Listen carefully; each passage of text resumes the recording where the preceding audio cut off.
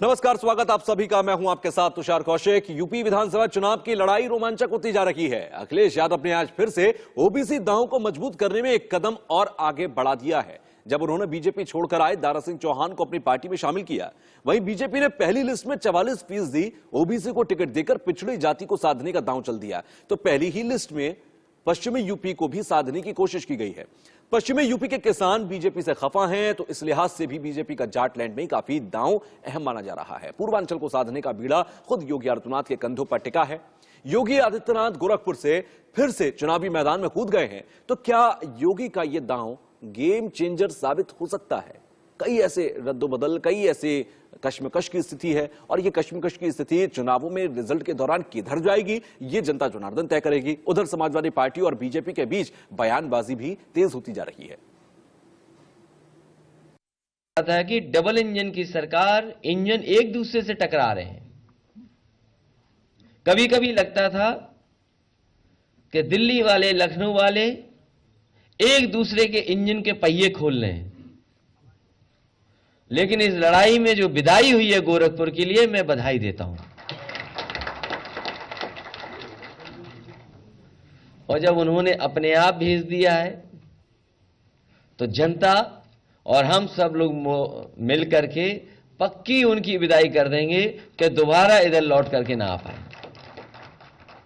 और इसलिए भी जरूरी है कि लगातार झूठ का सहारा लिया। कितना झूठ बोला, लगातार 4.5 साल झूठ बोला।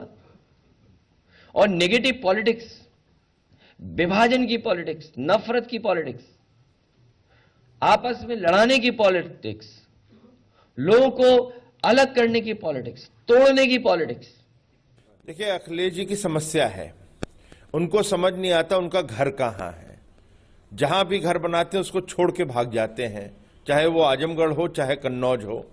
और इसी तरह से जो अपना घर भूल जाता है तो वो प्रदेश को क्या याद रखेगा। हमारे मुख्यमंत्री जी गोरखपुर से हैं, गोरखपुर ही से लड़ रहे हैं, तो वो अपने घर को नहीं भूले हैं, और वो जब घर को नहीं भूले तो प्रदेश को भी नहीं भूलेंगे। तो योगी आदित्यनाथ के गोरखपुर से चुनाव लड़ने के ऐलान के बाद क्या कहता है गोरखपुर, देखिए हमारे सहयोगी सुशील कुमार की रिपोर्ट। टीम ने इस पर मुहर लगा दी है कि सीएम योगी आदित्यनाथ अपने गृह जनपद गोरखपुर से ही चुनाव लड़ेंगे। हमारे साथ तमाम वो लोग मौजूद हैं, उनसे ही बात करते हैं कि क्या कुछ उनका कहना है, कितनी खुशी है। जिस चीज का इंतजार था पूरे प्रदेश को कि आखिर मुख्यमंत्री योगी आदित्यनाथ किस जगह से चुनाव लड़ेंगे, अब वो दिन भी आ गया और वो यही गोरखपुर से चुनाव लड़ रहे हैं। तो किस तरह के हालात है, क्या लग रहा है?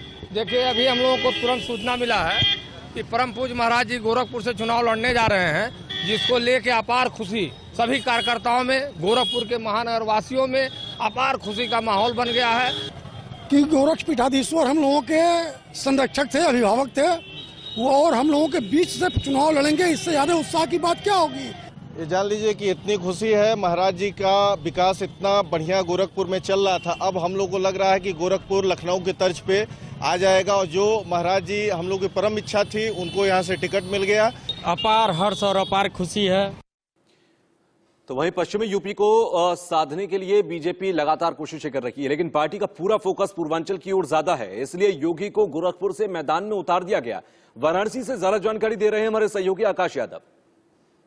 उत्तर प्रदेश में विधानसभा चुनाव है और चुनाव से पहले तमाम पार्टियों का यह दावा है कि उत्तर प्रदेश में सरकार उनकी आ रही है। सभी पार्टियां अपने अपने कैंडिडेट लिस्ट जारी कर रहे हैं। कल भारतीय जनता पार्टी ने भी अपना प्रथम चरण का कैंडिडेट लिस्ट जारी किया, जिसमें मुख्यमंत्री योगी आदित्यनाथ को गोरखपुर व केशव प्रसाद मौर्य को कौशाम्बी से टिकट मिला। लगातार कयास लगाए जा रहे थे कि मुख्यमंत्री योगी आदित्यनाथ अयोध्या या मथुरा से चुनाव लड़ सकते थे। हालांकि इस बार भारतीय जनता पार्टी ने दूसरा पैंतरा आजमाया। मुख्यमंत्री योगी आदित्यनाथ को गोरखपुर उतार कर पूर्वांचल में एक सियासत पकड़ मजबूत करने के लिए उनको भेजा। किसान आंदोलन के दौरान बताया ये जा रहा है कि पश्चिमी यूपी के किसान भारतीय जनता पार्टी से नाराज है, जिसको लेकर भारतीय जनता पार्टी का पूरा जोर पूर्वांचल की ओर है। बताया ये जाता है कि पूर्वांचल जिसे पास करता है, लखनऊ की गद्दी पर वही राज करता है। पूर्वांचल की सीटों की बात की जाए तो पूर्वांचल में 164 सीटें हैं पूर्वांचल के आसपास जिलों को मिलाकर। हालांकि 2017 में बात करें, भारतीय जनता पार्टी को 115 सीटें मिली है। भारतीय जनता पार्टी 115 सीटों को भी नहीं खोला चाहती, उसके साथ साथ 2022 में सीट बढ़ोतरी के लिए कार्यकर्ताओं को ग्राउंड पर उतार दिया। हालांकि पूर्वांचल से ओम प्रकाश राजभर भी आते हैं, पूर्वांचल से दारा सिंह चौहान भी आते हैं, जो कैबिनेट मंत्री रहे भारतीय जनता पार्टी को इस्तीफा देकर समाजवादी पार्टी में चले गए। इनका लगातार भारतीय जनता पार्टी पर आरोप है कि भारतीय जनता पार्टी में पिछड़ों को नहीं सुनी जाती। इस बार भारतीय जनता पार्टी ने जब प्रथम चरण का लिस्ट जारी किया, उसमें 44 ओबीसी और उसके साथ साथ 19 एससी और 10 महिलाओं को टिकट दिया। तो भारतीय जनता पार्टी ने पहला कार्ड खेल दिया कि जिस तरीके से पिछड़ों पर आरोप लगाया जाता है, इस बार उन्होंने पिछड़ों और दलितों को अधिक टिकट दिया। अब देखना दिलचस्प ये होगा कि उत्तर प्रदेश में सरकार किसकी आती है। तो वहीं उत्तर प्रदेश की योगी सरकार में मंत्री रहे दारा सिंह चौहान आज समाजवादी पार्टी में शामिल हो गए। दारा सिंह ने पिछड़ों और दलितों की उपेक्षा का आरोप लगाते हुए बीजेपी छोड़ दी थी। आज उन्होंने समाजवादी पार्टी ज्वाइन करते हुए आरोप यह लगाया कि बीजेपी संविधान के साथ छेड़छाड़ कर रही है। वो कमजोर वर्ग की भलाई के लिए अखिलेश भैया से जुड़ रहे हैं। उन्होंने ये भी कहा कि बीजेपी की सरकार में बस कुछ ही लोगों का विकास हुआ। बीजेपी के एक और बागी के शामिल होने से अखिलेश यादव भी गदगद दिखाई दिए। अति पिछड़ी नोनिया बिरादरी से आने वाले दारा सिंह मऊ जिले की मधुबन विधानसभा सीट से विधायक थे। दारा सिंह चौहान एक बार फिर बहुजन समाज पार्टी से और एक बार समाजवादी पार्टी से राज्यसभा सदस्य और घोसी लोकसभा क्षेत्र से बीएसपी के सांसद रह चुके हैं। वो 2015 में बीजेपी में शामिल हुए थे। इससे पहले दूसरी पार्टियों में भी जाकर आ चुके हैं। तो ऐसे में दल बदल की स्ट्रेटेजी या दल बदल का अंदाज उनका पुराना रहा है। साल तक इंतजार हम लोग करते रहे, क्योंकि पिछड़े समाज के लोग हैं, वंचित समाज के लोग हैं, बड़ी धैर्य रखते हैं, बड़ा भरोसा करते हैं। लेकिन जब भरोसे की बुनियाद उनकी हिलने लगी, भरोसे की बुनियाद जब उनके डगमगाने लगी, जब उनके भविष्य के साथ खिलवाड़ होने लगा, जब आरक्षण से छेड़छाड़ करने की साजिश होने लगी, जब पूरे प्रदेश के कोने से त्राह मचने लगा, तब हमने देखा कि पूरी तरीके से जब इस प्रदेश में पूरे पिछड़े समाज के हित की अनदेखी हो रही है, बड़े पैमाने पर दलित समाज जिनको समर्थन दिया था उनके साथ अनदेखी हो रही है। पूरी तरीके से बाबा साहब ने संविधान का जो दस्तावेज दिया था, जिसे हमें हक और अधिकार से जीवन जीने का हक दिया था, उस संविधान से छेड़छाड़ करने की जब साजिश हो रही थी, तब हमने निर्णय लिया कि हम समाजवादी पार्टी के राष्ट्रीय अध्यक्ष माननीय अखिलेश यादव जी के नेतृत्व में समाजवादी पार्टी ज्वाइन करके फिर से इस प्रदेश में गरीबों की सरकार बनाएंगे। ये भारतीय जनता पार्टी की सोची समझी रणनीति है, उससे जागरूक हो गए। केवल यही नहीं है, आप स्ट्रेटेजी देखिए। पहली सूची आती है, भारतीय जनता पार्टी कहती है कि सबसे ज्यादा हम पिछड़ों को सीट दे रहे। अरे इस बार पिछड़े सब जागे हुए लोग हैं। तो वही कानपुर के पुलिस कमिश्नर रहे असीम अरुण आज बीजेपी में शामिल हो गए हैं। असीम अरुण ने हाल ही में वीआरएस लिया है। बीजेपी उन्हें कन्नौज से टिकट दे सकती है। असीम अरुण के पिता भी यूपी के डीजीपी रह चुके हैं। बीजेपी प्रदेश अध्यक्ष स्वतंत्र देव सिंह और केंद्रीय मंत्री अनुराग ठाकुर ने असीम अरुण को बीजेपी की सदस्यता दिलाई। असीम अरुण दलित बिरादरी से आते हैं और उनको बीजेपी में लाकर पार्टी ने एक संदेश देने की कोशिश की है। इस मौके पर असीम अरुण ने कहा कि बीजेपी के राज में गुंडागर्दी खत्म हुई। स्वतंत्र देव सिंह ने कहा कि ईमानदार अधिकार के पार्टी में आने से एक अधिकारी अगर पार्टी में आता है तो फिर उनका कद और बढ़ेगा और दलित समाज में एक संदेश भी जाएगा। छवि दलित, शोषित, वंचितों के, पिछड़ों के न्याय के लिए, उनके सम्मान के लिए, उनका शोषण न हो, उनके ऊपर किसी प्रकार का अत्याचार न हो, ऐसे असीम अरुण जी के परिवार के पिताजी भी डीजीपी रहते हुए भी अपना जीवन व्यतीत किया और दलित, शोषित, वंचितों के लिए, सम्मान के लिए रचनात्मक के माध्यम से और पुलिस में रहते हुए किसी प्रकार गुंडे किसी प्रकार इनका शोषण न करें, इसके लिए संघर्ष करते और न्याय करते हैं। आज उसी रास्ते पर असीम अरुण जी भी यहां तक वो पहुंचे तो उन्होंने कहा कि स्वतंत्र जी, हिंदुस्तान के अंदर मात्र एक दल ऐसा है जो राजनीति है लेकिन नेतागिरी नहीं करता है। मैं बहुत आभारी हूं कि मुझे ये पार्टी ने अवसर दिया, शीर्ष नेतृत्व मेरे बारे में इतनी सोच रखी और मैं पूरा प्रयास करूंगा कि परिकल्पना के अनुसार जो अवसर मुझे दिया गया है मैं उसके अनुरूप कार्य करूं। अखिलेश यादव ने असीम अरुण के बीजेपी में शामिल होने पर सवाल उठाए।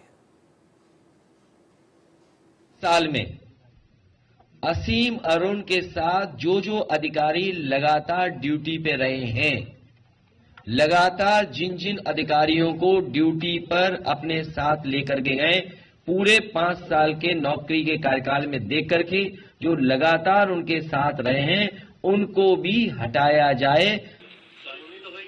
वहीं बीजेपी नेता और केंद्रीय मंत्री अनुराग ठाकुर ने समाजवादी पार्टी पर बड़ा हमला बोला। अनुराग ठाकुर ने कहा कि एसपी उम्मीदवार या तो जेल में या फिर बेल पर हैं। उन्होंने कहा कि दंगाइयों को पकड़ने वाले बीजेपी में आते हैं। लेकिन असली सवाल ये खड़ा होता है कि समाजवादी पार्टी में वो जाते हैं जो दंगा करते हैं, भारतीय जनता पार्टी में वो शामिल होते हैं जो दंगाइयों को पकड़ते हैं। सपा के समाजवाद का असली खेल या तो प्रत्याशी को जेल या फिर बेल। और आप नाहिद हसन को देखेंगे जो उनका प्रत्याशी नंबर 1 है समाजवादी पार्टी का, वो जेल में। आप उनसे पूछिए कि जिस विभाग में आप मंत्री थे या जिस विभाग में मंत्री हैं, आपने उत्तर प्रदेश को क्या दिया, ये बताइए पहले तो। और जो समाजवादी सरकार में जो काम करके दिखाए हैं, उसकी आप कल्पना नहीं कर सकते। और मैं आपसे कहूंगा, क्योंकि हालांकि एक शब्द बड़ा बदनाम हो गया, ईमानदार शब्द। अगर आप बहुत निष्पक्ष और ईमानदार पत्रकार हैं तो एनसीआरबी का आंकड़ा निकालिए और अगली बार वो बोलें तो उनके मुंह पे चिपका देना। तो वहीं यूपी कांग्रेस सह प्रभारी और छत्तीसगढ़ के मुख्यमंत्री भूपेश बघेल ने आज नोएडा में कांग्रेस उम्मीदवार पंखुड़ी पाठक के लिए डोर टू डोर कैंपेन किया। सीएम भूपेश बघेल से हमारे संवाददाता जतिन गोस्वामी ने खास बात की। भूपेश बघेल जी हमारे साथ मौजूद हैं। Sir, door to door campaign कैसा चल रहा है सर? बहुत शानदार।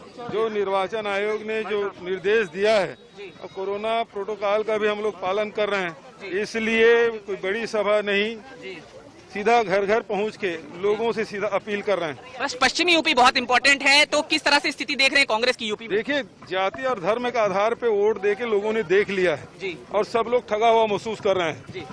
उनके मुद्दों को कोई एड्रेस नहीं कर रहा है, चाहे वो महंगाई हो, चाहे बेरोजगारी हो, चाहे किसान हो, चाहे नौजवान हो, चाहे महिलाओं हो, उसके कोई एड्रेस कर रहा है केवल कांग्रेस पार्टी का। सर, एसपी आरएलडी जो है कांग्रेस किसानों के मुद्दे पर, तो ये आप सुन सकते हैं कि मुख्यमंत्री भूपेश बघेल ने क्या कहा इंडिया न्यूज से खास बातचीत में। उन्होंने यहाँ पर कैंपेन किया है डोर टू डोर, और मैं आपको तस्वीरें भी दिखा देता हूँ। आप देखिए, एक जो बड़ा हुजूम है कांग्रेस कार्यकर्ताओं का, वो यहाँ पर उमड़ा हुआ है।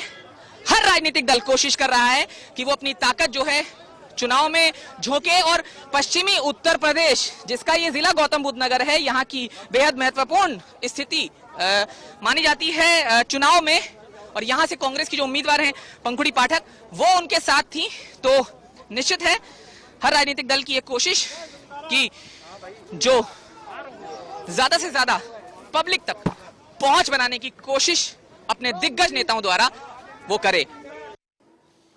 तो वहीं गोवा विधानसभा चुनाव के लिए आम आदमी पार्टी ने तैयारियां तेज कर दी हैं। पहली बार आम आदमी पार्टी गोवा चुनावों में अपनी किस्मत आजमा रही है। आम आदमी पार्टी के संयोजक अरविंद केजरीवाल गोवा के दौरे पर हैं। ऐसे में केजरीवाल ने गोवा चुनाव के लिए 13 सूत्रीय एजेंडा तैयार किया है। केजरीवाल ने आज गोवा में उन मुद्दों की सूची जारी की जिन्हें सत्ता में आने के बाद उनकी पार्टी सबसे पहले पूरा करेगी। गोवा में एक ही चरण में 14 फरवरी को चुनाव होने हैं। फरवरी को चुनाव है और गोवा के लोग इस बार बहुत एक्साइटेड हैं। They are looking forward to this elections. उनको लग रहा है कि इस बार असली बदलाव आएगा। अभी तक चॉइस नहीं थी, एक बार बीजेपी, एक बार कांग्रेस, एक बार बीजेपी, एक बार कांग्रेस, और अब तो वो दोनों एक ही पार्टी हो गई थी।